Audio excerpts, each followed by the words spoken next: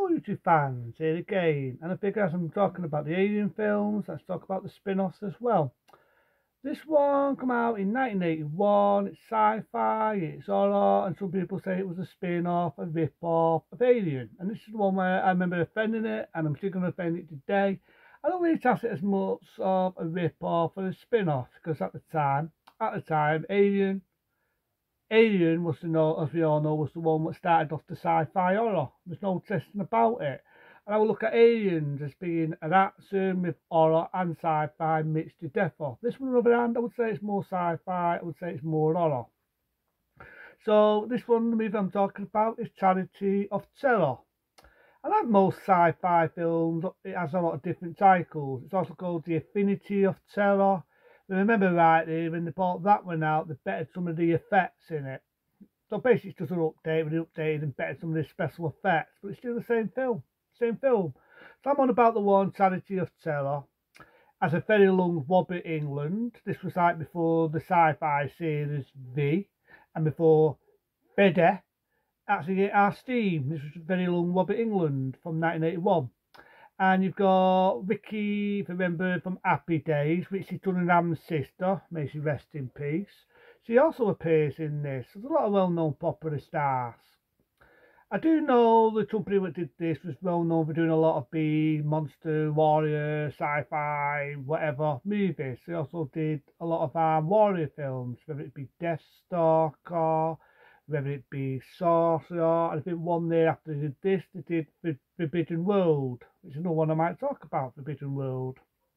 So they did a lot of these sort of sci-fi monster films as well.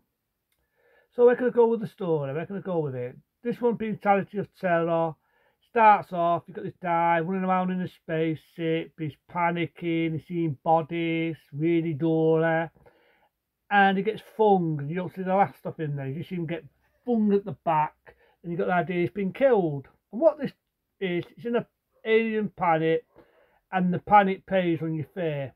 So if there's anything you're scared of, it will find out what you're scared of, it will pay with it, and it will kill you. It pays with your fear. If you don't believe in it, you don't show no fear, you can beat it. So you've got this one man, which is called the Master. You see his old woman, you see his red blur of her face, but halfway through the film, without, well, spoilers, fuck it. The cook in the film is the Master. They don't know that until later in the film. Fuck it. So to spoil it, but I will.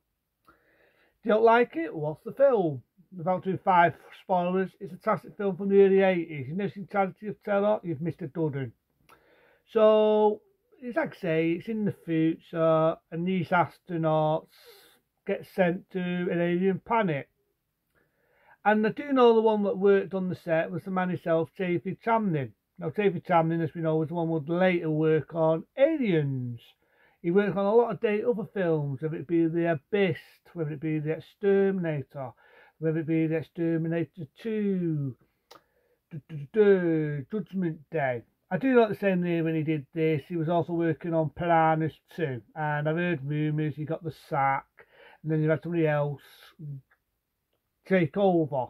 Piranhas 2, you've already heard what I think of Piranhas 2. Fuck.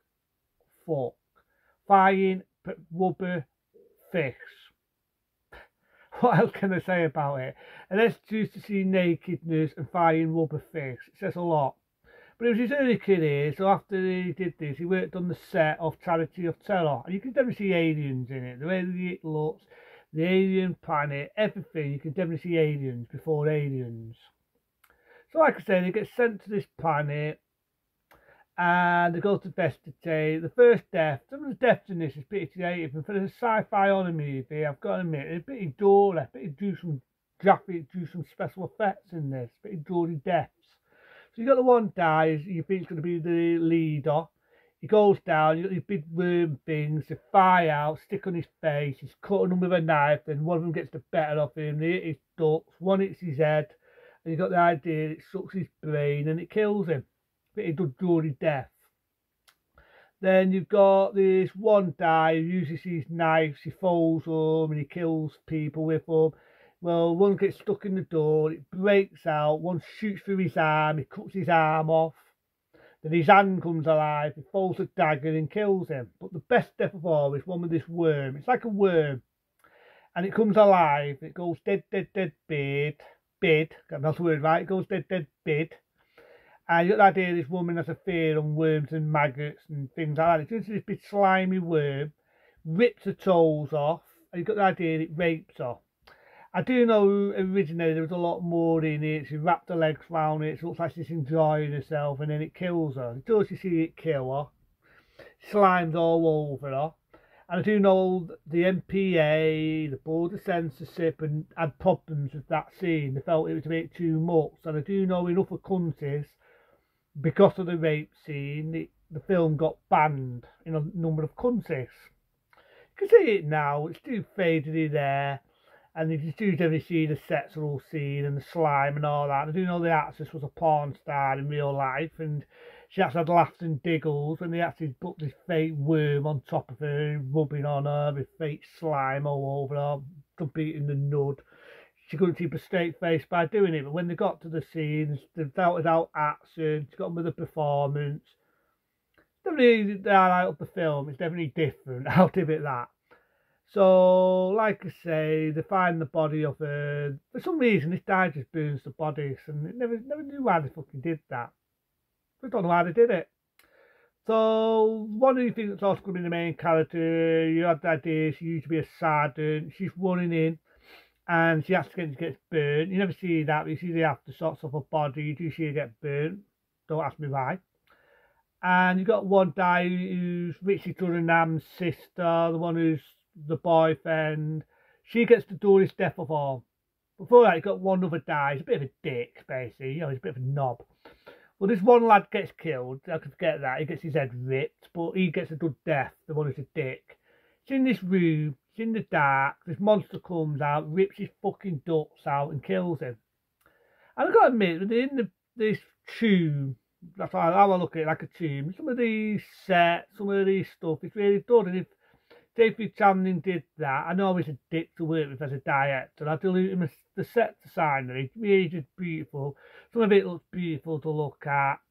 If this was a low budget sci-fi film, it's hard to tell because I think some of the set work, the inside is beautiful. It really is beautiful. But some of the deaths are really dory. And as I was about to say, the love interest of the main character goes into this tomb. She has a fear of narrow areas, claustrophobic. So she gets trapped, right? These big things get on her arms, get on her forehead. One gets her in the mouth like that. And the literally just rip her to fucking pieces. It is the most gory, the most graphic death scene ever. You really, really feel for her. It's hard to see now as the actress we all know who played in Happy Days is no longer with us. We all know the actress being Richie Tunningham's little sister. It's hard to see that scene now as she's no longer with us, may she rest. But what a gory death. You really feel for the woman. You really do. You think, whoa, what a way to kill someone. There's a scene where one of them looks like Robert England and it tries to trick him and it's finging him, and Robert England figures out that it's down the foot with him, and he gets out of it alive, but you never know what happens to him after, because he's talking to the main guy and he's telling him what's going on, and this thing's fucking with you and it's playing with your mind and everything, but his shoe goes up, and then you find out the cook who worked on the ship, he was the master. And I love the bit where he's putting him in this shit, he's fighting that worm thing, he's fighting all these aliens, you've got the bodies of all the ones that got killed, they're all trying to attack him, he outsmarts them all. It kind of looks like, you know, like an 80s video game. It really does, it looks like a video game. This was before you had CGI, and look what they could do with practical effects. What they could do. So he outsmarts them all. For some reason he kills the master. But I love to see before the master dies, he actually says, "You're the master now. You will always be the master." And then he kills the master. His face lights up, the main character. He becomes the master. And then it ends like that. I thought, what a way to end the film. So he becomes the master. You never know whether Robert England's character is going to get killed, or he's going to be standing, or he gets out of dodge, because you never know what happens to him after that. He's in the tomb. He's now the fucking master. End of fucking movie. That's how the film ends. So I've got to admit, that to me was the ultimate mindfuck of the ending. But But I still like Charity of Terror. I think it's pretty dory. Like I say, some of the death scenes are pretty gruesome. Doesn't fuck about on the 18 rating. And I do know one year after they did Forbidden World. Forbidden World isn't as good as Charity of Terror, but it's still a good one. But Charity of Terror, very hard to find, but if you can ever find it in its total uncut form, I would say check it out. It's a good one if you like sci-fi alien monster films, which people say was a rip-off of Alien. I disagree. There's a bit where they're on the set, but let's not forget David Cameron did this before Aliens. I disagree.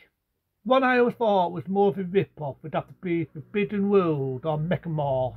Had two different cycles, just like this did. But I think it's a dud one, so fuck it. An 8-star rating from me. Put into them. Be smart. Be safe. See you later.